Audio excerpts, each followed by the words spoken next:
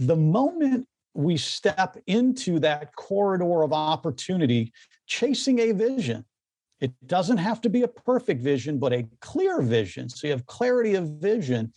When you step into that corridor, there are always hallways emanating from those corridors that as you move forward, you have the ability to peer to your left, peer to your right, to see what's down those hallways from that main corridor of opportunity. And you pick up new information that alters your vision and that you wouldn't have seen unless you overcame your fear to enter that corridor of opportunity.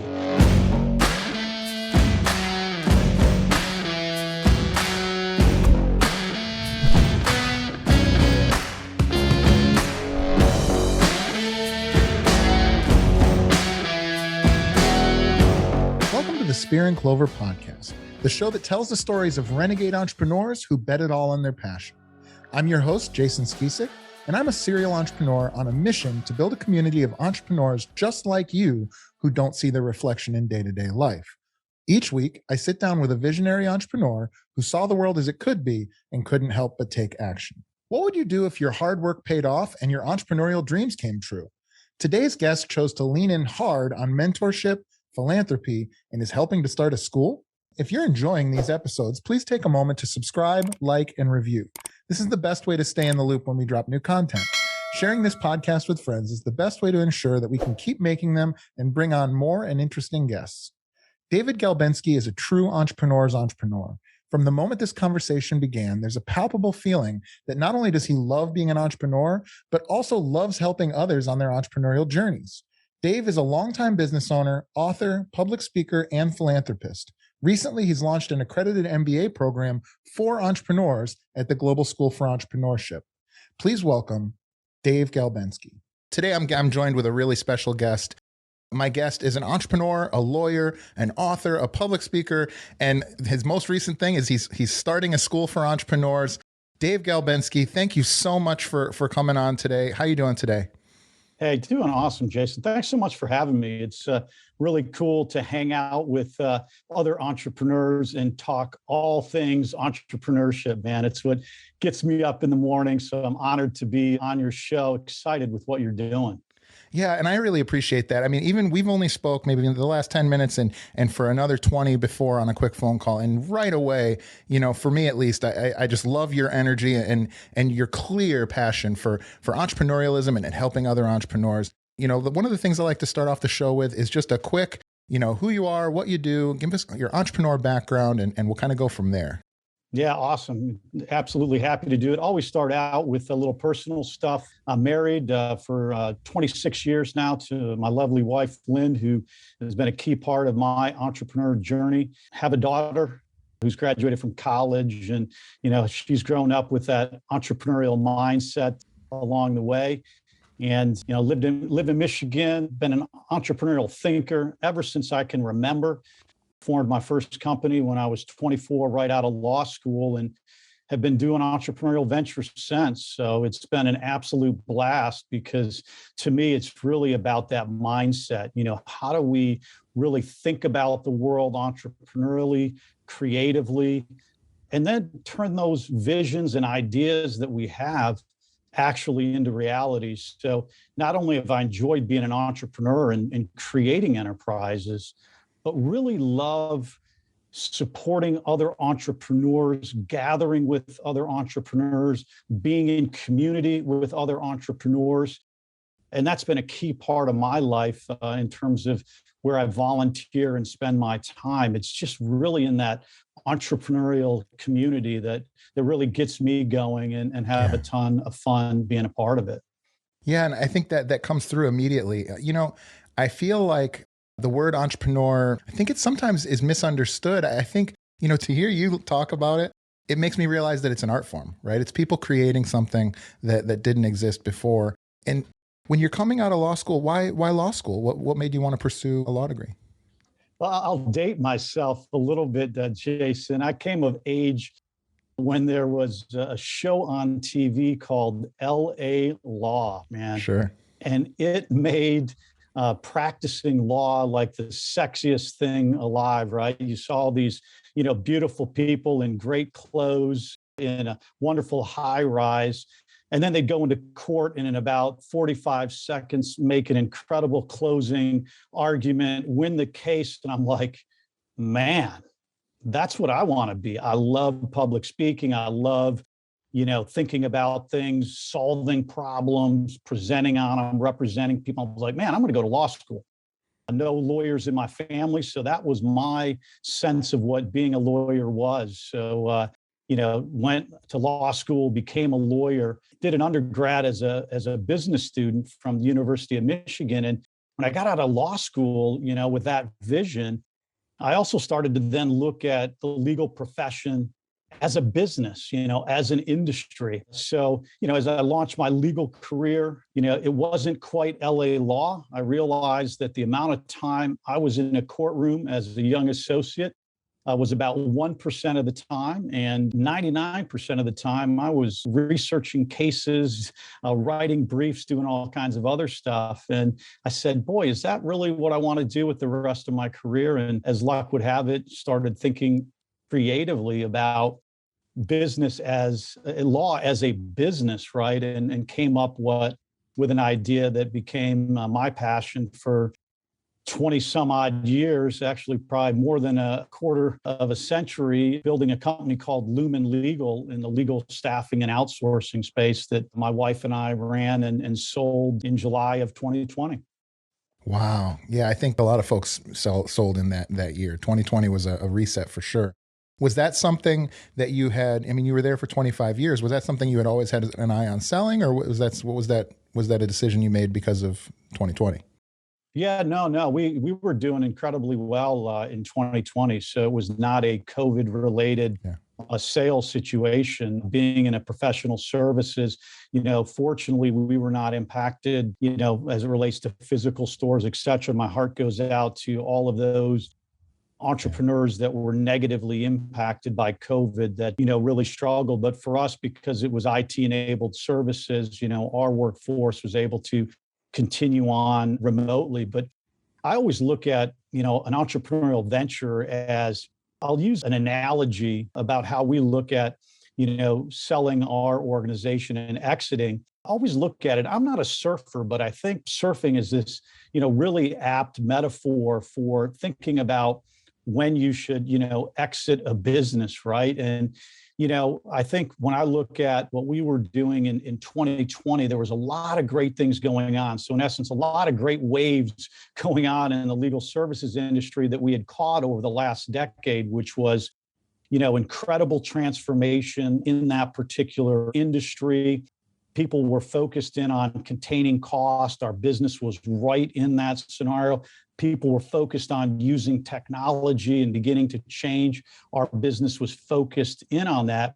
So we were riding this, really, really cool wave. And we're going, wow, this is a time for us to really take a look at what's going on in the industry. There was a lot of private equity money, in consolidating companies that did what we did, that were looking for more, larger platforms. And so, you started looking at all of those factors and you said, hey, this might be a really good time to explore selling our business and really monetizing what we had built along the way. So I look at it going back to the surfing metaphor, right? You're on this incredible wave, you're riding it. The economic factors are good. There's a lot of great buyers. The industry's out there. You're really in a neat niche. And then you're riding that wave in and you have to make a decision at one point.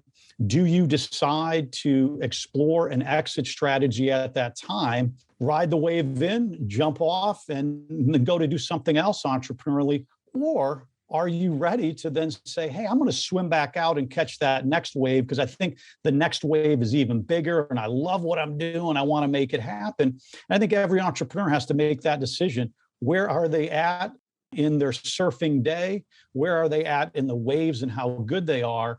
And what do they want to do next? And what we chose was looking at all of those opportunities. We said, here's a really neat time to transition our company, sell it, give a great platform for our leadership team. And we went through a sale to a company called Lexitas that was a private equity backed with an equity fund out of the UK called Apax Partners.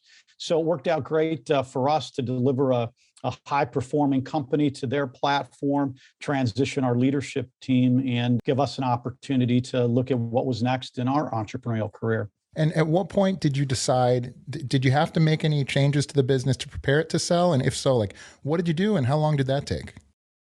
Yeah, great question. So we sold it in 2020. So I think when I look back at kind of when we were looking at what does a 5-year plan look like? So we put together a strategic plan in 2016 on an operating system that's pretty favored in the entrepreneurial community called EOS, the Entrepreneurial Operating System. There are many ways to run your company. That's just one of them.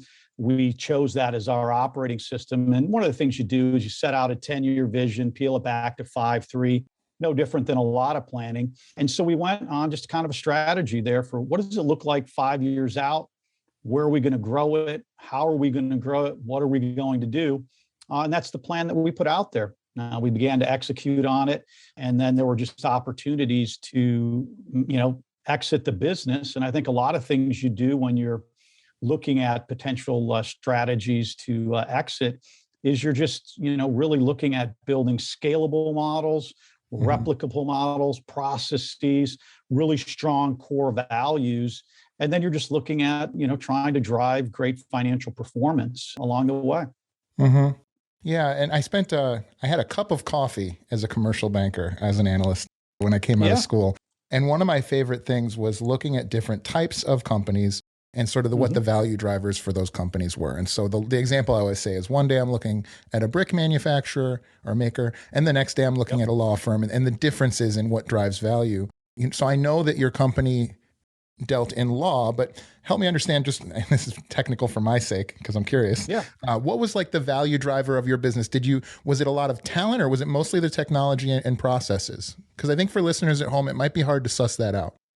Yeah, no, absolutely happy to do it. So Lumen Legal, what was known as an alternative legal service provider, our core target market, Jason, were law firms and businesses. So we were a business to business as opposed to a business to consumer. So our clients were, Fortune 1000 type corporations, large law firms. And really it was the combination of people, process, and technology. So we were, for our corporations, an alternative to a law firm for certain tasks. And we focused really on 3 key areas of business. One area was commercial contracts outsourcing. It was a key innovation we had where we would outsource and take over for large corporate clients a lot of their review and negotiation of commercial contracts. Every business has thousands, if not tens of thousands of contracts that need to be reviewed across all levels of complexity, simple to very complex. And what we would do is do it on a fixed fee basis for the most part. So move from an hourly rate model that law firms would have to fixed fee by assigning the right people, the right technology to really drive efficiencies. So that was a key growing part of our business. And what was great about it, it was a recurring revenue source, meaning people would outsource their contracts on multi-year engagements for us, which really, helped from a valuation standpoint. So that was a key area that was a differentiator. The second thing that we did was kind of lawyers that were available on a part-time or on-demand basis virtually. And that was pre-COVID situation that was really starting to take hold in the legal services industry. So think of it as a single lawyer that could plug in on demand, again, for our clients, so more flexible and at a lower cost. And then that trend really accelerated in the COVID and post-COVID environment. And then the third thing we did was, for anyone that's been involved in a large-scale lawsuit, there's things called discovery, where parties are exchanging information, and a lot of it is electronic documents, highly costly to review.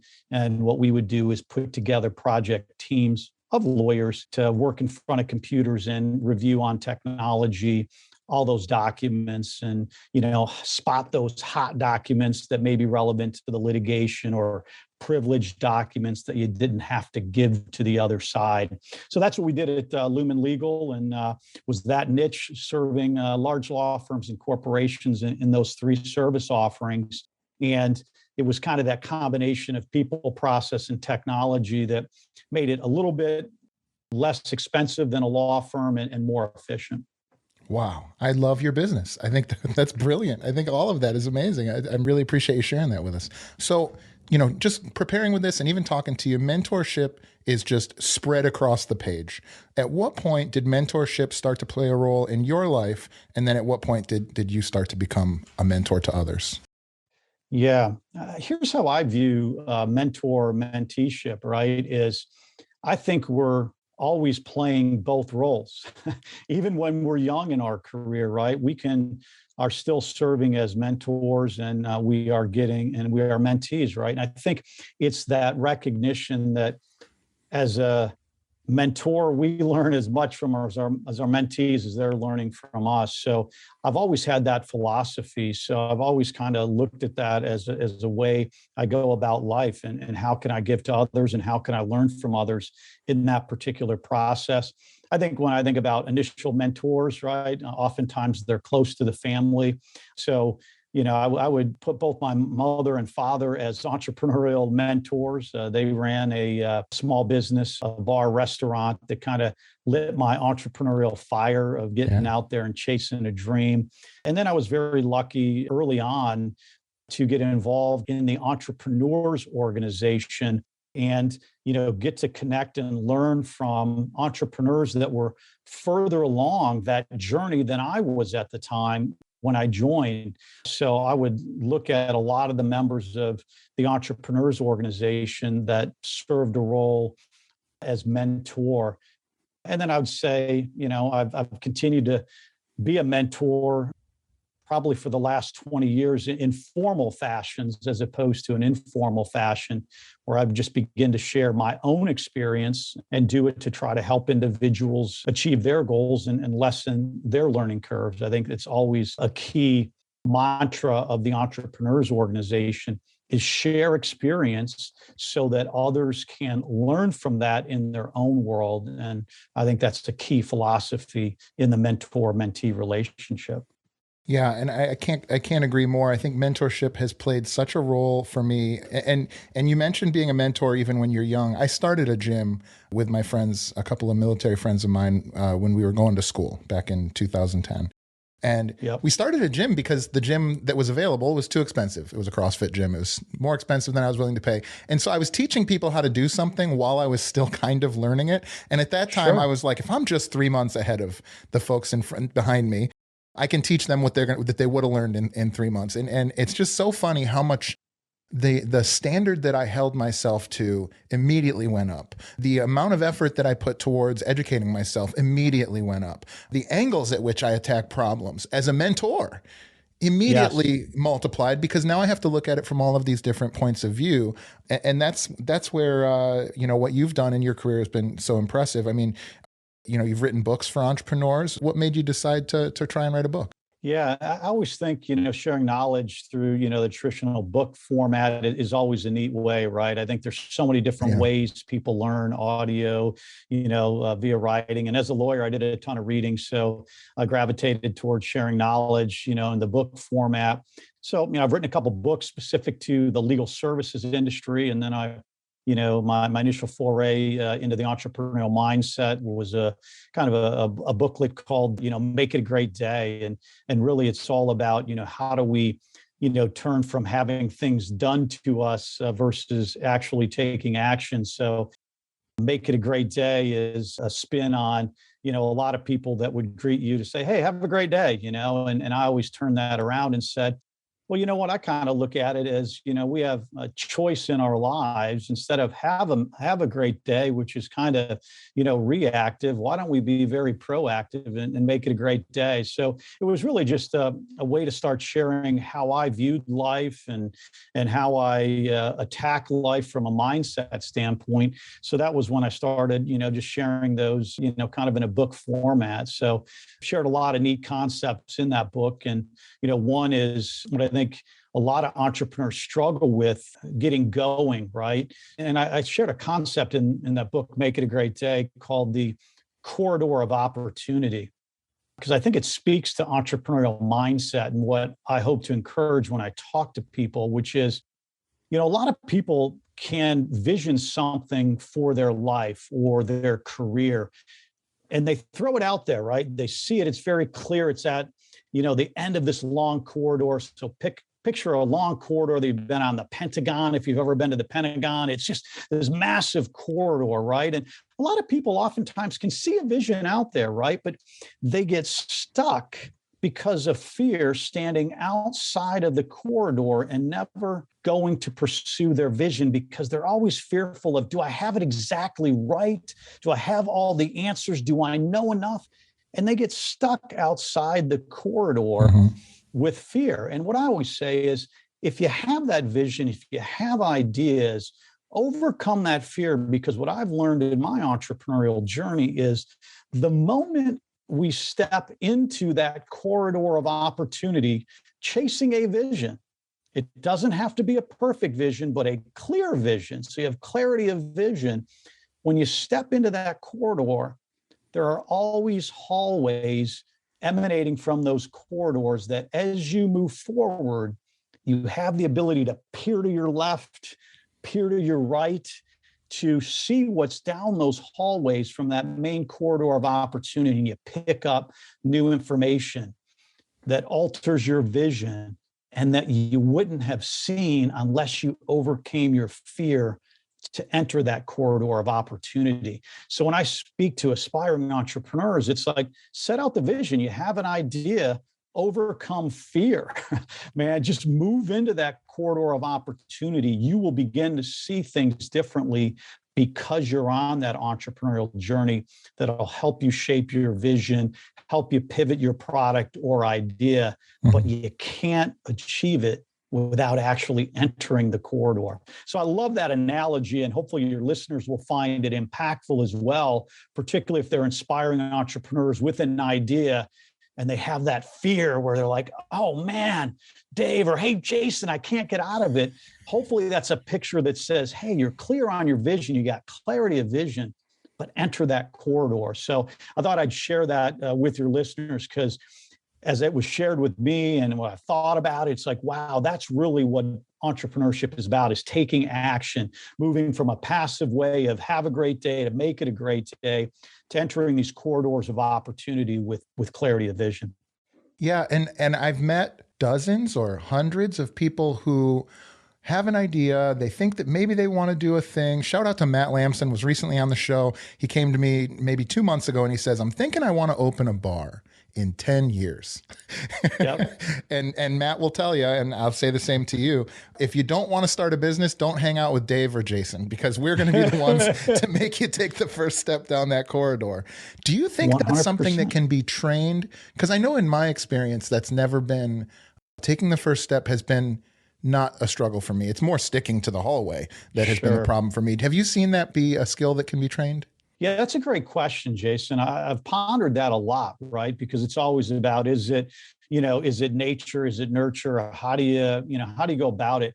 Here's what I believe, thinking about that very deeply is, I do believe an entrepreneurial mindset can be developed, but it has to be in understanding yourself and what may be holding you back. So to me, I've always been big in assessments, right? Understanding self so that I can understand what may be driving me, how I operate, what I do. So when I talk about entrepreneurial mindset being able to be learned and exposed, absolutely, I believe that. But I think it has to be in the concept of understanding how you take action and what your natural inclination is. And there's a great assessment out there that measures your cognitive ability in your brain, and it's called a Kolbe, which is a Kolbe, and it measures you on 4 different ways about how you go about taking action. And one of those pillars there is, where are you at on being able to actually start something on a scale of 1 to 10? Are you able to, with a little bit amount of facts, move forward and move your idea forward? And so for me, on that scale of 1 to 10, 10 being the most of a quick start, saying, hey, I once I get a little bit of information, have clarity, I'm ready to move forward. I'm a 9 out of a scale of 1 to 10. For those that may take that Kolbe assessment and be a little bit lower, they just have to be aware of it. That says, okay, I may need a little bit more information before I go forward. How am I going to get that information? How am I going to get away from fear of failure? How am I going to overcome those types of things? So to me, it's an example of knowing yourself and then saying, how do I fill those gaps to know that my natural inclination may be to not take action, but here's what I can do to get enough to move forward. That's a really great answer. And I'll add to that I've been fortunate enough to work with a lot of husband and wife entrepreneur teams. Absolutely. And when I do, it's very common. In fact, it's exceedingly common that one of those people is that 8 or 9 out of 10. And one of those people is like a 3 or a 4. And maybe they support their spouse, and maybe they are bought in on the mission. But what I've found is, just like you said, by seeking information or structures. So let's say, for instance, the example I'll give would be, you have a wife who's an entrepreneur, owns the business, CEO, visionary type. And then you have a husband who's previously been an accountant, and they've always followed a very structured approach to the way they go about doing things. Totally fine. What you need to do is, as the visionary person, you need to provide them with that structure. Hey, we're going to pay for this course. Absolutely. We're going to follow these, previously blazed trails, and then we're going to take it to this new height, by following these things. And this is how we sort of build that structure of the house that we have of our dreams, right? Yes. So really, really love that. Going back to you mentioning nature and nurture, you mentioned that you have a daughter. I have a 7-month-old daughter, Lucy, in the other room. And this is on my mind all day and all night. How do I raise her to, not to be overbearing, but how do I raise her to feel like she can, make the world in the image of her visions? What have you done that has been successful? What have you struggled with as a father? Yeah, I tell you, being a parent is probably one of the greatest gifts and the greatest expressions of love I've ever had in my life. So grateful for our daughter, Sarah, who is, now 22 and, is out there, making great things happen in her life. And I think one of the things that I look back on, very early on was trying to be very intentional about curiosity, right? I mean, if you think about humans, we're very curious and ask a lot of questions when we're little, right? I mean, you're not quite at that stage, right? But you will be soon, when the greatest question is why, right?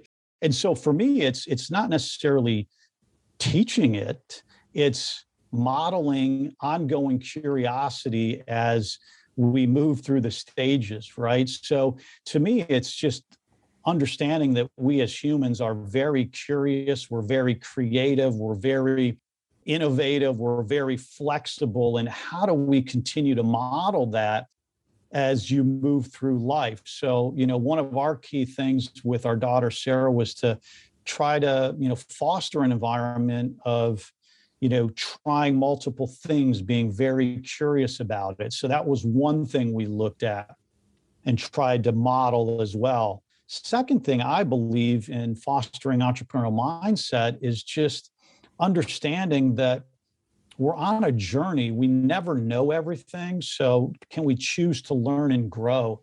So hoping to instill a methodology of seeking continued learning and growth, and knowing that it's a choice, right? We choose to learn and grow. It just doesn't happen to us. We have to be very intentional about it. So how could we foster that? And then I think the third thing is that failure is okay. Because I think oftentimes we see a scenario where people are fearful of failing. And if we can move away from that, saying that's a bad thing, we always try to just say, hey, when things don't go your way, let's think about what we learned from that and let's dust ourselves off and move forward, right? So those were some of the things that we tried to model along the way, and probably didn't get it right at all because we're all flawed human beings in the role of parent, but we try to model that and then also just, make her a citizen of the world. So we tried to, involve travel, et cetera, so she could be cognizant of other cultures and ethnicities and way other people interact around the world, so she could be very comfortable on that stage. Yeah, and fortunately, that type of experience is no longer limited to those folks that can travel the world, right? I mean, yes, with the world that people are growing up in now, I always say, when I was young, I was a snowboarder. And if I would have had YouTube when I was young, I would have been able to learn those tricks so much faster. And I would have been able to see other people from all over the world. Yeah. I don't know when it happened. You talk about having it be okay to fail. I don't know when it happened. I think it might have been around the time that I had made it through my military service and come back. And in that experience, we were constantly it's what other companies use as an example. We were setting plans, we were executing on those plans, and almost every time they weren't going exactly how they were supposed to go, right? And I think there was a certain point at which I just go, oh, great, now I have another great story. We went in and we were supposed to do X, Y, and Z, and then A, B, and Z happened, and this funny thing happened. And so all of a sudden, it was like, we're going to win, we're going to do this thing, or we're going to have beers and have a laugh later about how it went totally ass backwards, right? So when we talk about, educating entrepreneurship, I am just, with bated breath, cannot wait to discuss the opening of your school. Can you remind me the name of the school that you guys are building? Yeah, absolutely, Jason. Happy to talk about it. It's kind of a next evolution of my educational journey, right? Yeah. It's called the Global School of Entrepreneurship, GSE for short. And we're really excited about it because we've launched 2 programs to earn an MBA, and it's for entrepreneurs by entrepreneurs. And, we thought about it and we said, what could we deliver to the entrepreneurial community in this highly digitized environment? So it's a digital education model that's accredited. So our students will come out with an MBA, a Master's of Business Administration. And we're doing it in a way that comes to entrepreneurs, participating active entrepreneurs in the way that they want to receive it, right? So it's a year-long program, digital in nature, delivered across about 26 sessions in 52 weeks. So in essence, every other week. And there's 3 things that we've kind of paired together that we think really makes this MBA hum for entrepreneurs. First off, we're delivering it in what we're calling small cohort styles. So literally 6 to 10 entrepreneurs in a cohort or a class. So we can create, even in a digital environment, great bonds amongst them. And we've taken a lot of what I'll call group dynamics, roundtable, forum type experiences, right, where entrepreneurs get together and they can share authentically. And we've built those exercises into the small cohort so we can bring that group together, establish kind of this area of trust amongst that cohort so that they can share intimately about their businesses to help them learn and apply. So first was the delivery mechanism, 6 to 10 individuals, and creating an environment of trust and vulnerability and authenticity so that group can learn together. The second thing we paired with it, as I mentioned, is it's an accredited MBA program. It's accredited out of the European Union. So it's more Oxford-style essays that are homework and assessment. But we take our entrepreneurs through an academic curriculum. So all the stuff you may see in a traditional MBA, operations, accounting and finance, marketing, people, all of the core stuff that you would see. And then we paired it with a capstone project that our students will deliver. So you got that academic content delivered in a cohort style. But then what we think is a really neat secret sauce that hits that right in the middle, that by entrepreneurs for entrepreneurs, is we go, yeah, academic content's awesome. You got to have frameworks and structure. But how does the rubber meet the road with actual tools and techniques that you could take and apply right to your business as you're earning your MBA? And so what we've done is gone out and curate the best of the best small to medium-sized enterprise tools to run your business. And we bring those to our cohorts or our classes in what we're calling distinguished guest lecturers. So people that have taken academic content, broken it down to how an entrepreneur can apply it with a tool that says you can take this back to your business. So I'll give you an example of one of our distinguished guest lecturers in the finance and accounting. His name's Greg Crabtree, very well known in being able to translate accounting rules to how do you run your business. He's got a program called Simple Numbers. And so we had Greg come in and we had talked about academic content, kind of the basics of accounting for this MBA class. He came in and says, okay, here's how you can apply it to your entrepreneurial enterprise. So take this academic content and give you a tool to apply it. So those are kind of our three secret sauces we've brought together in a digital MBA environment in the Global School of Entrepreneurship. And we've launched our first cohort. We have a graduate that'll be graduating here in Q1 of 2022. So we're really pumped about how we can bring accredited MBA education right to entrepreneurs. Today's show is brought to you by HighLevel CRM. HighLevel is an all-in-one platform designed to help entrepreneurs grow their businesses without the need for multiple softwares or an IT team. Not only does their easy-to-use software allow you to track and manage your leads throughout each phase of the relationship, but it also allows you to build funnels, track stats, and more. Guys, I sat down and added up the cost of software I was able to replace with just one app, and it was over $1,000 per month. Because this is an all-in-one application, I also save a ton of headaches connecting apps and building automations, and the team at Go HighLevel does a great job of getting you started quickly and easily when you sign on. I cannot more highly recommend these guys. Right now, Spear and Clover listeners get a free 14-day trial of HighLevel CRM for themselves. Click the link in our show notes to support the show and get started on your free 14-day trial today. I'm super excited that today's show is brought to you by the Global School of Entrepreneurship.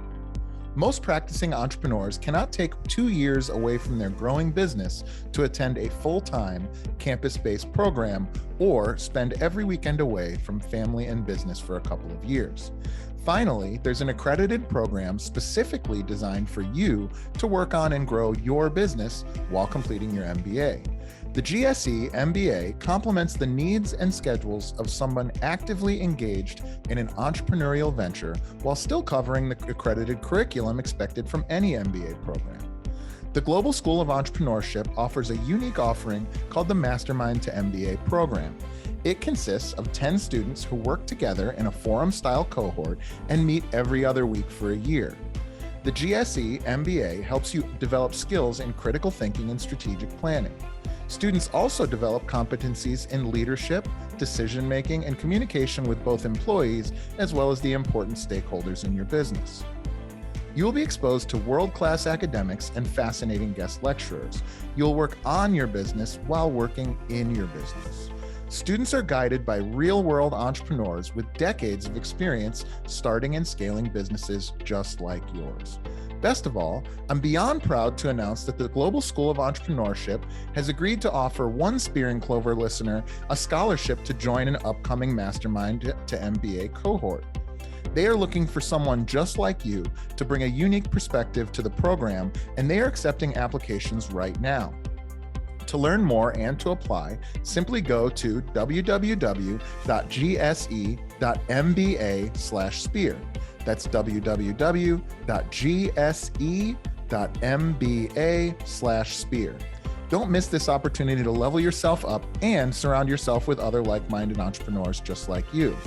Once again, to apply for the GSE MBA Spear and Clover Scholarship, simply visit www.gse.mba/spear.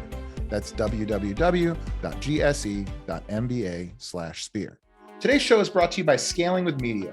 I mean, literally, like if it weren't for the folks at Scaling with Media, you would not be getting this. Scaling with Media is a truly revolutionary company for any entrepreneur who wants to reach a larger audience without taking on the years of experience necessary to master the required skills. These guys do it all. From helping you develop your creative plan to editing, sourcing content, copywriting, ads management, and way more. Whether you're looking to launch a YouTube channel or podcast, or you just want to scale your business out to more eyeballs, these guys are the absolute best one-stop shop. But that's not all. Right now, Spear and Clover listeners who sign up for their brand launch package will receive a free, that's right, free professional grade studio kit that I'm actually recording right now on. The studio kit includes a professional microphone, stand, lighting, and headphones, and is worth well over $500. Take action now by going to scalingwithmedia.com/spear and claim your free studio kit. Again, that's scalingwithmedia.com/spear, scalingwithmedia.com/spear. Now back to the show. Yeah, and I would love to have one of those graduates come on, by the way. I think that would be a really interesting conversation. I'd love to hear. Happy to line that up for you for sure, Jason. And I'm not just saying it. This is so exciting to me. You know, even as you're talking, I'm like, I'll probably see if I can apply. Because to me, I remember it distinctly. I remember going to school. I went to school for finance, and I felt like at a certain point, I made a conscious decision to exit the whatever rung of the ladder that I was on. I said, you know what? This is not for me. This corporate path is not for me. I've said in previous shows, I'm glad I wasn't any better. If I was a little better, I might have stayed, right? And so I very quickly, I think what happened was I put up this wall where I was like, this traditional path is not for me. And so immediately the CFA, I didn't want to go into professional financial services or anything. Sure. So the CFA, the MBA, all of that stuff sort of disappeared for me. But I am somebody who's on a constant search of pursuit of higher and higher knowledge. And I think what you're doing and what some other folks have been doing is setting up structures like that for people like us, for entrepreneurs that do want, because it's hard to, I know this is kind of a jumble here, but there's so many tools out there. There's so many, whether it's gurus or, online courses or, coaching or Tony Robbins or whatever. And shout out to Tony Robbins. Love to have him on. Absolutely. But this is something where you have this combination of accreditation, of structure, of bringing in guests, there's light of day on it, right? As opposed to just, this guy Tom's really good and he ran a business and we'll pay him to teach us how to do it. I'm guilty. I've owned a company like that, and I think we helped people, but I think this is maybe the next evolution. And so, bravo to you guys. I'm really excited to see where this goes. Well, hey, thanks, Jazz. Yeah, we're really pumped about it because I think our greater vision as well is, entrepreneurs love to, they have great street credibility, smarts in terms of running a business, but oftentimes they'd love to have that academic credential by their name to, go in and teach even in traditional settings with that MBA, behind their name as well. And, one of the interesting things that we look at as well is, when you take the accredited, content that's out there, it gives someone a goal to strive for, right? To say, hey, I'm going to package this up into an MBA that can make a difference. And what we hope, if we're successful at scaling this enterprise, is to be a source of the next generation of employees for small to medium-sized enterprises that have the tools to help those enterprises scale. When we surveyed the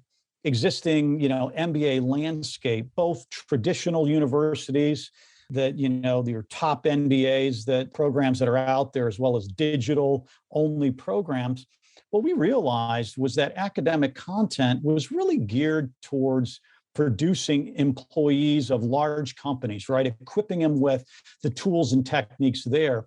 So our ultimate vision, if we're successful, would be able to bring an MBA to not just the entrepreneurs in this cohort style, but asynchronous classes that could be accessible at a really neat price point for anybody seeking it, but to produce that next generation of team members for entrepreneurial companies that would come and join, but have learned all of those tools that those entrepreneurial companies might already be implementing. So imagine the acceleration if we're successful in small to medium-sized enterprises, if we can then produce that next generation of team members that actually want to go join those small to medium-sized enterprises, but they've been taught with their MBA, here's how you can support and impact those.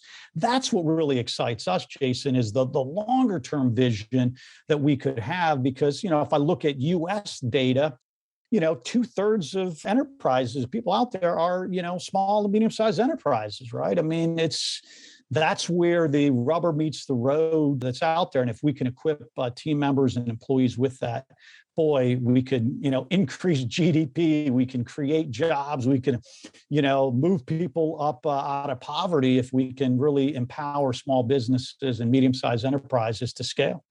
I totally agree. I think every small entrepreneur that's listening to this, or even anybody listening to this, probably has had that moment where, you have somebody that you're working with, and you're like, you give them a responsibility, you give them an opportunity to step up and maybe take an entrepreneurial, I think would be the word, approach to a project. Yes. And you just see a blank face.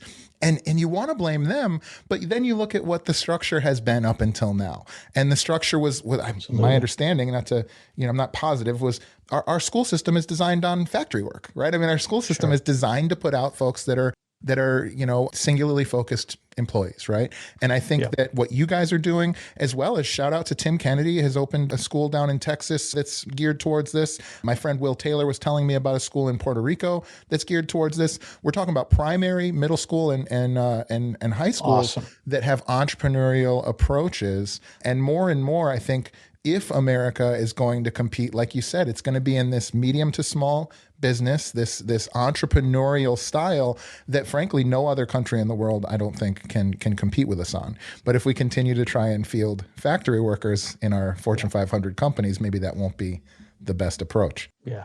So that's really exciting. I really would love to have you back on and maybe even have a graduate on and talk about that more. I'm very, very interested in how that progresses. So, the show's called Spear and Clover. I think we've discussed it, but I'm sure it's too tight here. But the Spear and Clover is all about going after, those things, those goals that you have. It's all about building the things the vision that you see that could be. But it's also about pursuing your passions. And, that doesn't just stop with what we do during the day, right? What are the things that give you energy, Dave? What do you pursue, outside of business? Yeah, absolutely. Thanks for asking. I think it's so critical, right, to follow our passions. So for me, I love running. I love golf. I love sports. And one of the things I love is long distance running. So I've, enjoyed running marathons, half marathons, being very active, in that area. And what's interesting as well in my story is I'm a liver transplant recipient, Jason. I don't know if I shared that with you.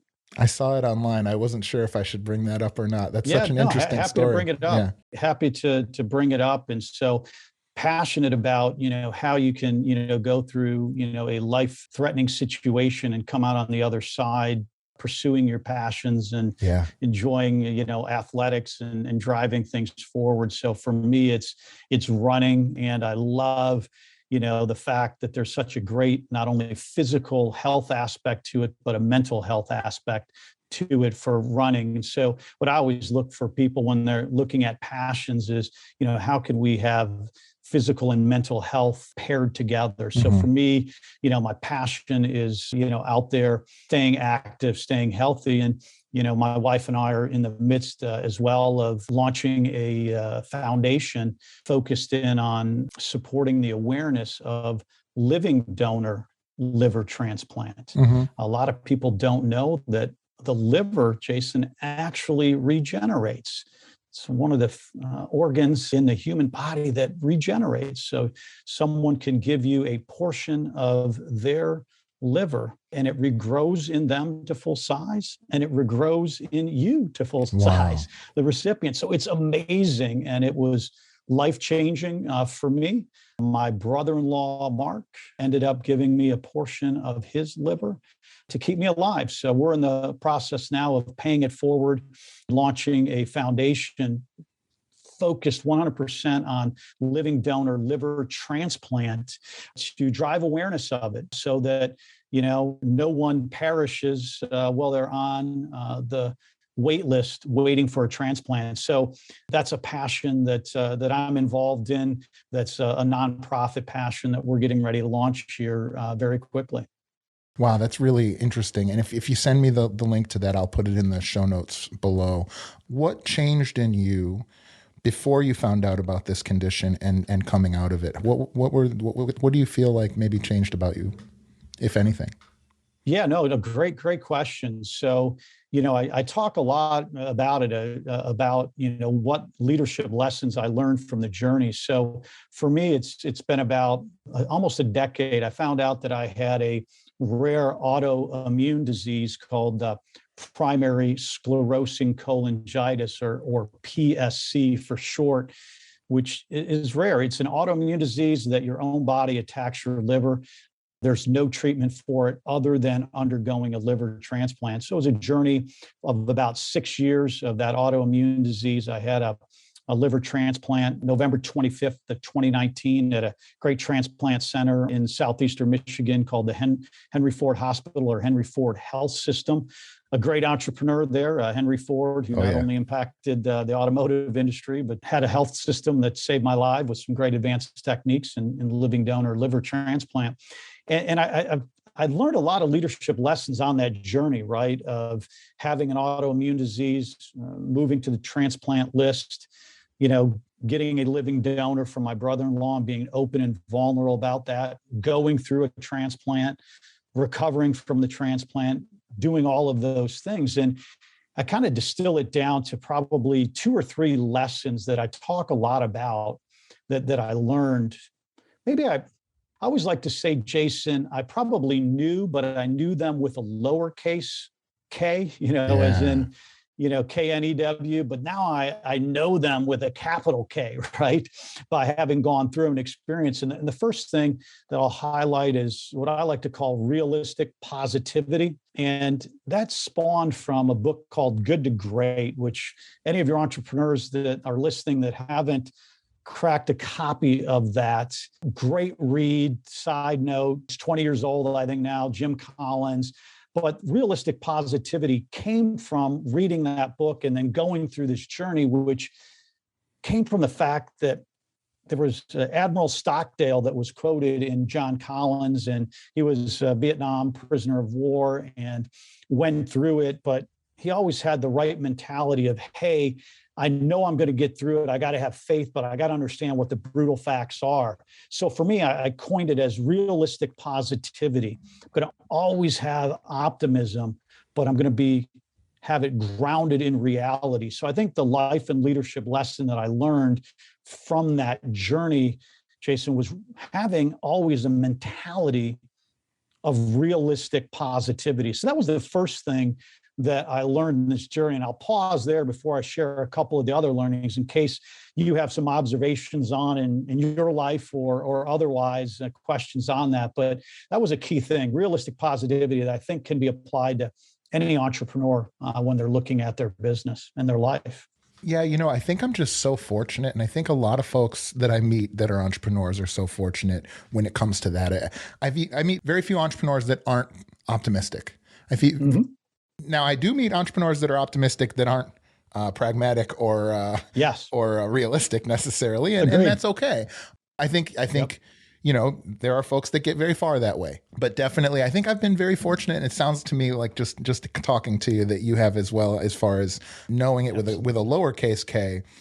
Yes, and I think you can go back to Aristotle and I think at every step of the way, there are wise people who are like, if only you could learn this lesson without almost dying, and I would really like to find the magic pill for that. But there are very few of those types of real, like, wisdom-based lessons that I've been able to learn without having to take the medicine first, No, it's so true. It's so true. And, one of the other items that I think is relevant to entrepreneurs, it's a, life and leadership lesson that I learned through, going through this transplant journey was, harmonizing patience and perseverance. Mm-hmm. So when you come out of a life-saving transplant, the the first thing that they want you to do within 24 hours of the transplant surgery is, to get up out of bed and walk, right?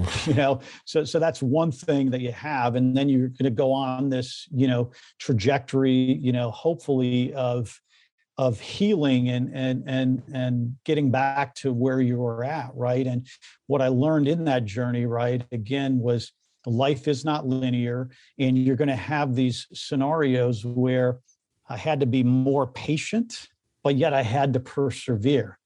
Patient to wait for the body to heal and push hard, but still continue to persevere, right? It's that harmonizing of it in your mind to still have peace and joy as you're going through the process. And that was a fascinating learning that I think applies to any entrepreneurial journey or life journey that we are on, which is having that patience, but continuing to persevere to get to the goals that you're looking to do. So that was another life lesson, leadership lesson that I learned along the way, Jason, that I think applies to, the entrepreneurial community that we're speaking to today in the podcast here on Spear and Clover. Yeah, I agree. And I agree about the patience and perseverance, but the word harmony is one that I find myself saying more and more. And I think the root of, first to start, I think as an entrepreneur, we need to find harmony in those things that we are doing every day. But I think that starts, you can't have harmony in a system if you don't know how to monitor it. And monitoring it means knowing yourself. You've already hit on this today in the conversation of knowing yourself. And so for me, it's always been about the more I can know myself, then I can understand. I can check in on, well, how patient am I being? Well, whenever you do this thing, you tighten up in that way, or you react a certain way. And the better that we can understand ourselves, the more of our own dials we can see and monitor, the easier it is to find those harmonious things. So that is so true, man. That's words to the wise right there, Jason. Thanks for sharing, because you're right on. Well, and I'm sure we'll both have new insights the next time we speak. That's really, really interesting stuff. So I asked two questions. Was there any more from the liver transplant? I don't want to gloss that over. Oh, I'll just hit on one other thing.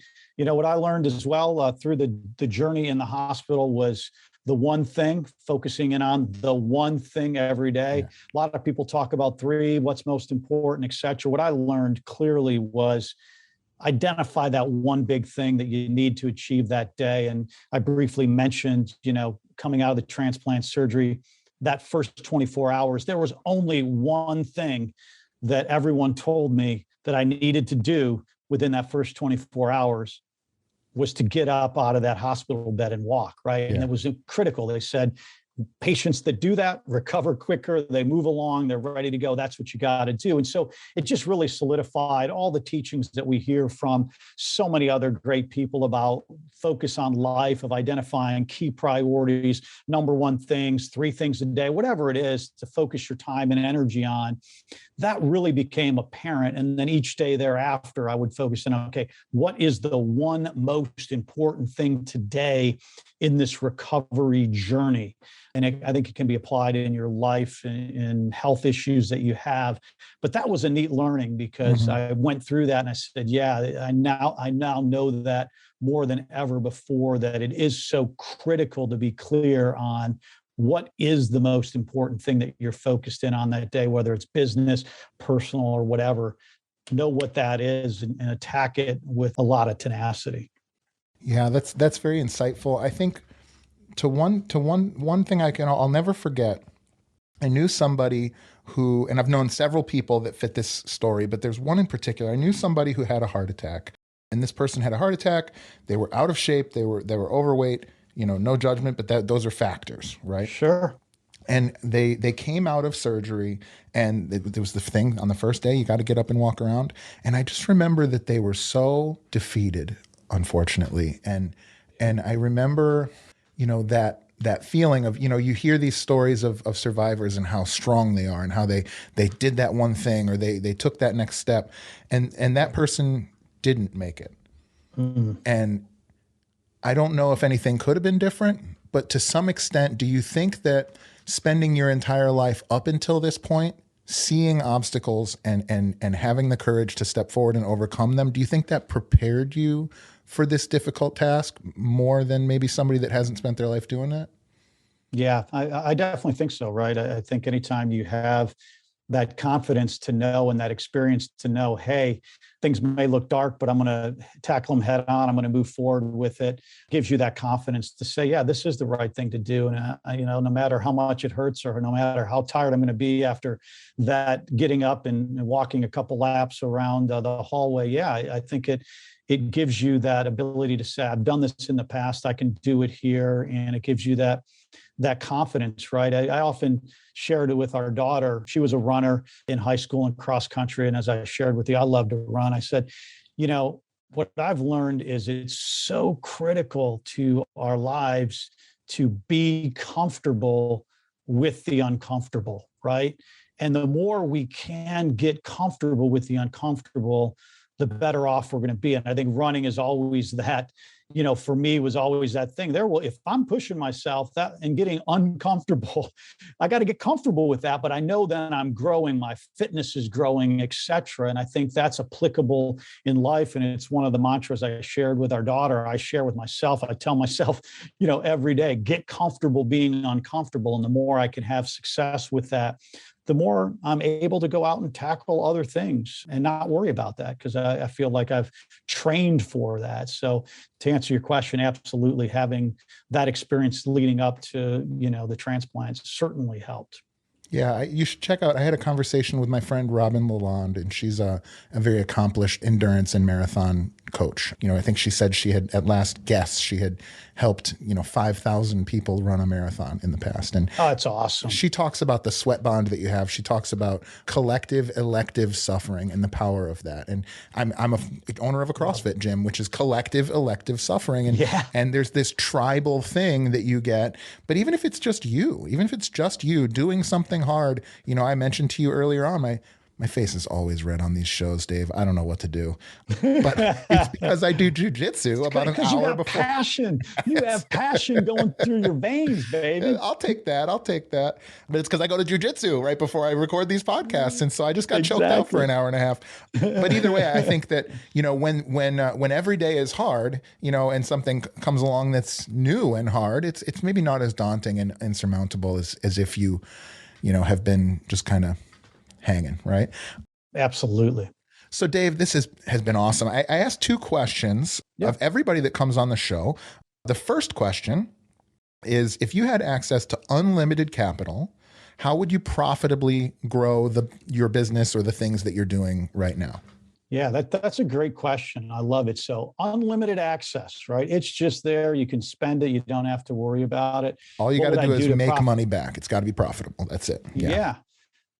No, that's a great question. So if I were looking at the Global School of Entrepreneurship, I'll focus there as opposed to the foundation. The key thing I would be looking at is, how do I invest this money in content, finding and curating content, and figuring out how I can produce that and get it to people wherever they are at that has a digital connection to make an impact, right? And package it up and do that. So what I would love to do is take this great learning and package it up to get it to as many people as we can, as fast as we can, and connect that content with community in the local area that we're impacting. So bring together communities of entrepreneurs to support that content.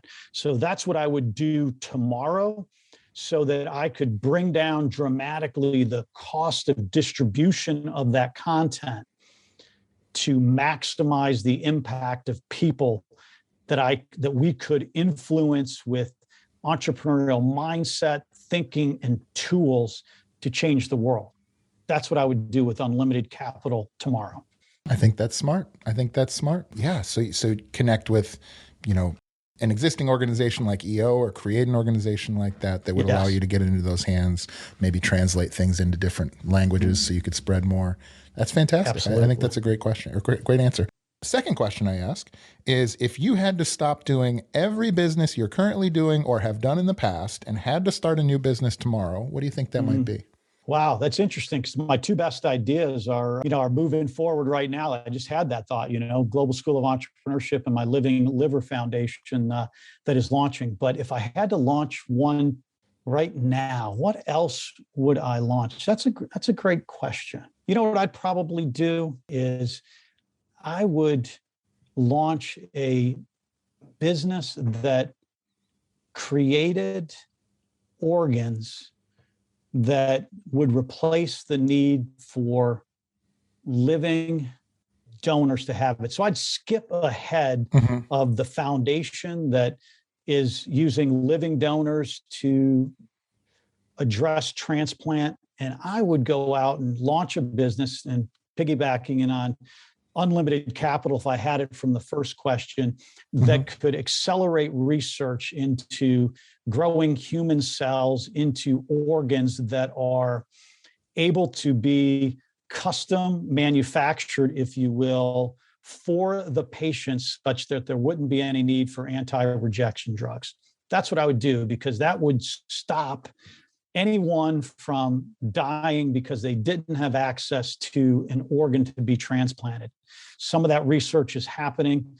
And if I had unlimited capital and started another idea, that's what I would do. Do you have any information about where that's at in processes? How far away would you guess, with the information you have, we are from that type of a result? Yeah, it's a great question. So there's a guy out in the East Coast in Harvard. It's called the Church Group. The guy's a leading genomic thinker. And there was a great 60-minute show on in 2019 that highlighted some of the work he's doing. And maybe 15 years, 20 years before it's fully commercialized. But I think right now we're seeing what's known as xenoplant transplantation, is taking pig organs and removing, genetic splintering with CRISPR technology to implant that in humans. That's probably maybe a decade away, according to this gentleman, until full scale. And then you're probably talking another decade when you could get, manufactured cell-driven parts there. And again, like we find in all entrepreneurial ventures, Jason, it's usually the regulatory environment that slows it down.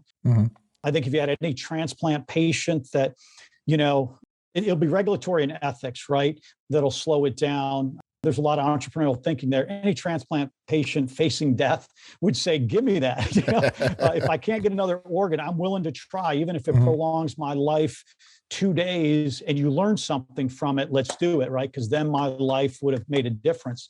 So you're maybe, 15, 20 years out, maybe sooner, right? With the thinking that's out there.